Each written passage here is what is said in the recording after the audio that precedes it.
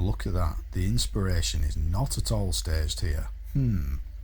So the links for all of my equipment used in this video is in the description below.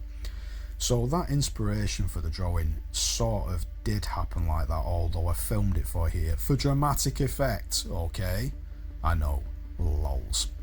I saw that shot when I was watching the show and I thought it'd make a great portrait. Sometimes it can be a split second of footage and I think, aha, that will be a great drawing. I don't know, maybe it's the colours, the mood, or the expression of the character, the drama of it. It can be a combination of things that makes me want to draw something. So this is Daemon Targaryen off the amazing House of the Dragon and played by the incredibly talented Matt Smith. This speed drawing took 10 hours, and for the detail in this is a speed drawing for me. I know what you're thinking, speed drawing, 10 hours, really? But for me this really is, as I'm obsessed with detail, and because my other full colour portraits can take me 30 hours each. So for example, on my Game of Thrones drawing, the Night King alone took me nearly 40 hours to complete, because it was large, full colour, it was the biggest portrait on there and it had a lot of detail in it. In fact, check that video out after this video, you'll see it on my page. If you like this, you'll love that drawing. In fact, I'm going to link it with my other Game of Thrones drawing, which is the one I did of Drogon the Dragon. I'll put it in the description, I'll put the link there. So this I did over a week-long period, so an hour here, an hour there, over a week, but a total of 10 hours over the week. I used a combination of Faber-Castell Polychromos and Caran d'Ache Prismalo aquarelle coloured pencils for the flesh tones, and they create an awesome skin effect, but be careful. Polychromos is creamier and blends easier, whereas Prismalo is more solid and fixes the colours in place when you apply it.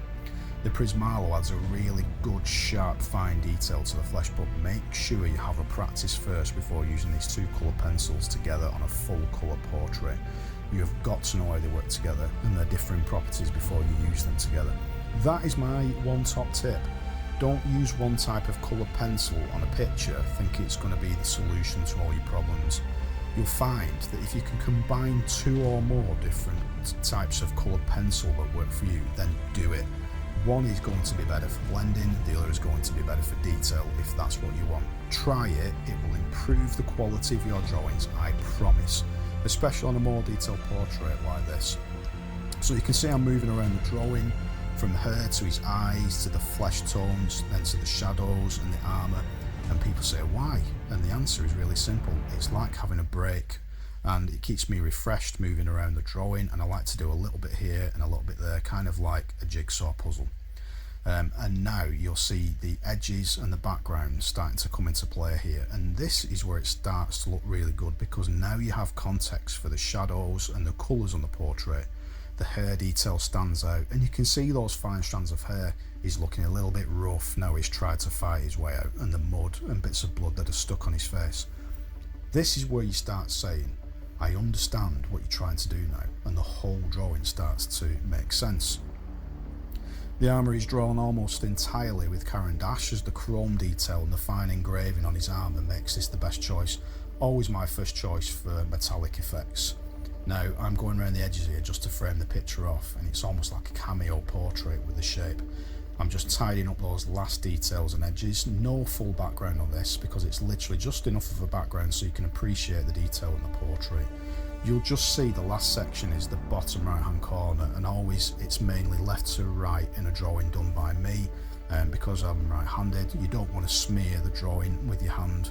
And there we are, just finishing off the coloration there, the dark blues, finishing off the edges there, finishing off the detail on his breastplate, on his armour, and that's the drawing pretty much completed.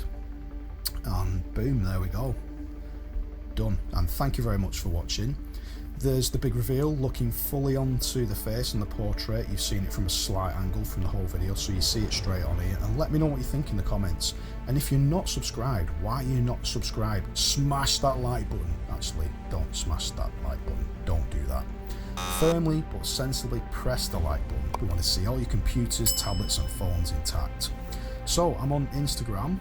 I've just been verified on there recently. Woohoo for me, I hear you say. And I'm on Facebook and TikTok also. I'm coming back with some more pictures. I've got some dragon drawings to do. I'm doing a collection of dragon drawings from House of the Dragon and Lord of the Rings, etc. So I appreciate all of you watching. Thank you very much for your time. I'm so glad you came and stopped by for watching, and I'll always be thankful for you to come and check out my work. So thank you very much for that, and I'll see you again next time. Goodbye.